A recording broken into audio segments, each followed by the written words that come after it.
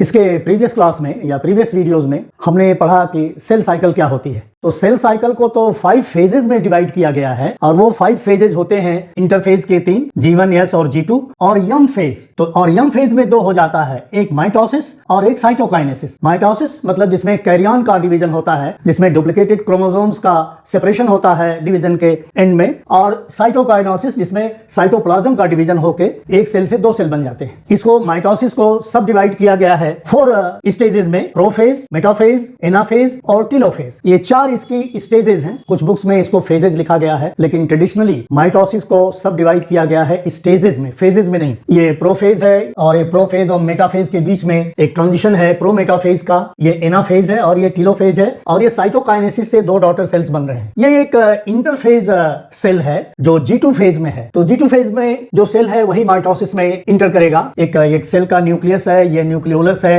ये chromatin fibres हैं जो कि रेप्लिकेट कर गए हैं यस फेज में। तो इनका ऑलरेडी रेप्लिकेशन हो गया है। मतलब रेप्लिकेशन मतलब क्रोमैटिन मतलब डीएनए का रेप्लिकेशन, और क्रोमैटिन 2 चीजों के मिलने से बनता है, डीएनए प्लस प्रोटीन। यही दोनों जब मिलते हैं, एसोसिएट होते हैं, तब क्रोमैटिन फाइबर बनता है। और क्रोमैटिन जब कंडेंस होता है, माइक्रोस्कोप के अंडर विजिबल होता है, तो उसको कहते हैं क्रोमोसोम। तो ये क्रोमैटिन फाइबर्स ये विजुअल नहीं है क्योंकि ये डीकंडेंस फेज में है, बिखरे हुए हैं पूरे न्यूक्लियस में। क्लियरली कोई इनको देखा नहीं जा सकता है, डिफ्यूज्ड है इसमें। हर सेल में एक सेंट्रोसोम होता है, और सेंट्रोसोम वो रीजन होता है जो अपने में एक पेयर सेंट्रियोल्स रखता है, और सेंट्रियोल्स जो हैं एक पेयर होंगे और वो बैरल शेप्ड होंगे। ये देखिए बैरल का शेप है, और एक दूसरे के परपेंडिकुलर होंगे, और उनका रेप्लिकेशन हो जाता है G2 फेज में। तो देखिए एक सेंट्रोसोम से 2 सेंट्रोसोम बन गए, और दोनों सेंट्रोसोम में एक पेयर सेंट्रियोल्स हैं। ये एक पेयर सेंट्रियोल, ये दूसरा पेयर है। ये 9 फिलामेंट्स होंगे, इसमें भी 9 फिलामेंट्स होंगे। ये जो सेंट्रोसोम होता है वो माइक्रोट्यूब्यूल्स को रेडिएट करता है, मतलब माइक्रोट्यूब्यूल्स वहां से ओरिजिनेट होते हैं और अरे होते हैं प्लाज्मा मेम्ब्रेन तक, अरेंज होते हैं, पंक्तिबद्ध अरेंज हो जाते हैं। तो ये माइक्रोट्यूब्यूल्स का ओरिजिनेशन हो रहा है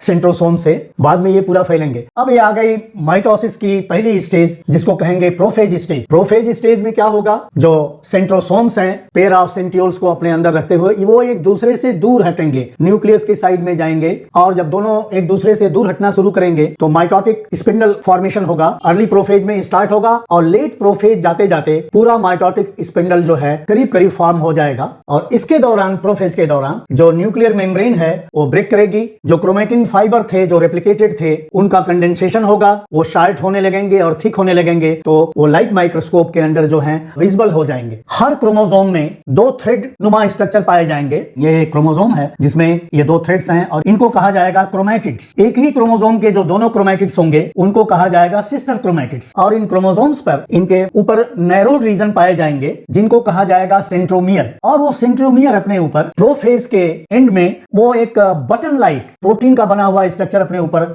रखेगा, जिसको कहा जाएगा काइनेटोकोर। इसी काइनेटोकोर से जो स्पिंडल फाइबर्स होंगे वो अटैच होंगे। गोल्गी और एंडोप्लाज्मिक रेटिकुलम, ये न्यूक्लियर मेम्ब्रेन के ब्रेक होने से ये सब पूरे सेल में डिस्पर्स हो जाएंगे, और न्यूक्लियर इन्वेलप जो है उसका ब्रेकडाउन हो जाएगा। साइटोस्केलेटन जो है डिसअसेंबल हो जाएगा, जिसकी असेंबली पहले हुई रहती है वो डिसअसेंबल हो जाएगा। प्रोमेटाफेज में क्रोमोसोम्स के ऊपर जो काइनेटोकोर्स हैं उनका अटैचमेंट हो जाएगा स्पिंडल फाइबर से, और स्पिंडल फाइबर से अटैचमेंट के बाद ये जो क्रोमोसोम्स हैं ये सफल होंगे, फोर्थ एंड बैक, आगे पीछे होते होते उनकी ये कोशिश रहेगी कि बिल्कुल इक्वेटर पर अपने को अरेंज किया जाए। स्पिंडल फॉर्मेशन कंप्लीट हो जाएगा प्रोमेटाफेज में, और इनका काइनेटोकोर्स का अटैचमेंट हो जाएगा फाइबर से। एक फाइबर में 10 to 20 माइक्रोट्यूब्यूल्स पाए जाएंगे जो कि ट्यूबुलिन यूनिट्स के बने होंगे। ये मेटाफेज स्टेज है। क्रोमोसोम इसमें सेल के इक्वेटर पर अपने को अरेंज करेगा, और उस इक्वेटर को कहा जाएगा इक्वेटोरियल प्लेट। ये इक्वेटोरियल प्लेट है। ये देखिए सेंट्रोसोम जिसके अंदर सेंट्रियोल्स हैं, इसने पोल्स बना दिया है। अब पोल से, इन सेंट्रोसोम से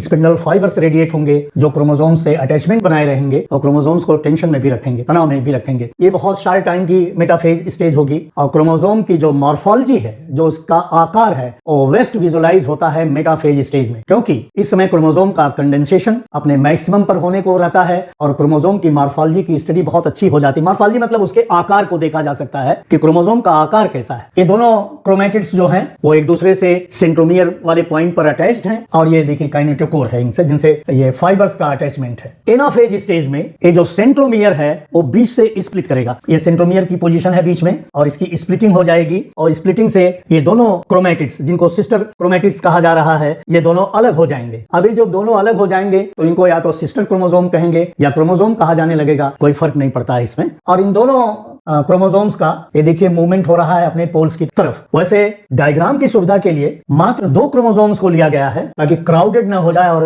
अच्छे ढंग से विजिबल हो पाए। तो ये 2 क्रोमोसोम्स है, स्प्लिट हो गया। अब 2 क्रोमोसोम देखिए यहाँ आप वैसे काउंट करिए तो 4 हो गए, तो 2 इधर चले जाएंगे, 2 इधर चले जाएंगे। अब इसके बाद आती है टेलोफेज स्टेज। टेलोफेज स्टेज आने पर 2 बातें होंगी, एक तो कैरियन मतलब न्यूक्लियस का डिवीजन हो जाएगा, कंप्लीट होने को होगा, और दूसरे साइटोकाइनेसिस होगी। न्यूक्लियस पहले डिवाइड करेगा और साइटोकाइनेसिस उसको फॉलो करेगी। तो कैरियोकाइनेसिस फॉलो होगी साइटोकाइनेसिस के द्वारा, और साइटोकाइनेसिस में जो सेल है उसके बीचों बीच एक फरो बनेगी, सर्कुलर फरो बनेगी। हर तरफ से वो धंसेगा, जैसे बैलून को समझिए कि बीच में एक थ्रेड को बांध के उसको थ्रेड के दोनों एंड्स को कसा जाए तो वो थ्रेड जो है बीच में जाएगा और बैलून को 2 भागों में बांट देगा। उसी तरह से ये जो क्लीवेज फरो है सेल के सर्कुलर सब तरफ से अंदर धंसती हुई जाएगी और सेल को 2 भागों में बांट देगी। फिर क्या होगा, न्यूक्लियर मेम्ब्रेन फॉर्मेशन हो जाएगा। जो क्रोमोसोम्स एनाफेज स्टेज तक कंडेंस थे, अब वो क्रोमोसोम्स जो है डीकंडेंस हो जाएंगे और फिर से क्रोमैटिन फॉर्म में हो जाएंगे और विजिबल नहीं होने लगेंगे। ये देखिए न्यूक्लियोलस है, न्यूक्लियोलस फिर इसमें अपीयर हो जाएगा। गोल्जी कॉम्प्लेक्स और एंडोप्लाज्मिक रेटिकुलम फिर से फॉर्म हो जाएगा। सेल डिवीजन में, माइटोसिस में मात्र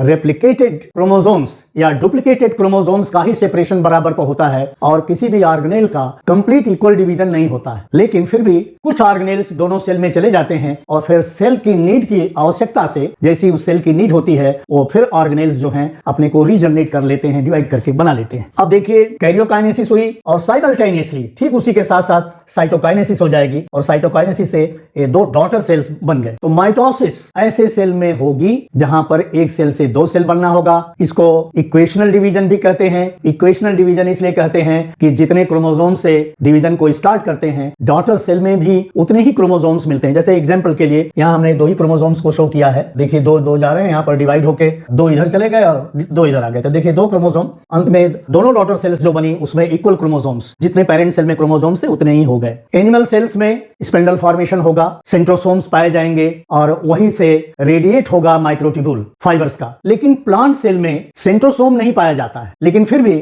माइटोटिक स्पिंडल बनता है तो उसका माइक्रोट्यूब्यूल तो ओरिजिनेट होते हैं और वो स्पिंडल फॉर्मेशन कंप्लीट होता है और रेस्ट ऑफ द प्रोसेसेस जो हैं वो एनिमल सेल की ही तरह से रहता है। एनिमल सेल्स में साइटोकाइनेसिस जो होती है, एक सर्कुलर फरो बनती है सेल के चारों तरफ से और सेल को इक्वेटोरियल प्लेट पर बीच में डिवाइड कर देती है। प्लांट सेल में साइटोकाइनेसिस जो होती है क्लीवेज फरो बनने से नहीं होती है। प्लांट सेल में जो एक सेल से 2 सेल बनेगा और जो साइटोकाइनेसिस होगी उसमें गोल्जी डिराइव्ड वेसिकल्स आएंगी इक्वेटोरियल प्लेट पर। सबसे पहले सेंटर पर आएगा एक वेसिकल और वो वेसिकल्स फिर अपने में जोड़ता जोड़ता बिल्कुल आउटवर्ड चला जाएगा, सेल की पेरिफेरी की तरफ चला जाएगा और इस तरह से सेल के इक्वेटोरियल प्लेट पर एक सेल प्लेट का फॉर्मेशन हो जाएगा। ये जो गोल्जी डिराइव्ड वेसिकल्स हैं ये कैरी करेंगे सेल वॉल के फॉर्मेशन में जो मटेरियल्स लगते हैं वो अपने अंदर इनक्लोज करेंगे और सेल वॉल का एक रिजिड सेल वॉल का फॉर्मेशन करेंगे। क्लीवेज फरो प्लांट सेल में इसलिए नहीं बनती है क्योंकि प्लांट सेल्स में एक टफ और रिजिड सेल वॉल होती है और एनिमल सेल में सेल वॉल नहीं होती है, इसलिए वहां पर सर्कुलर फरो बनती है।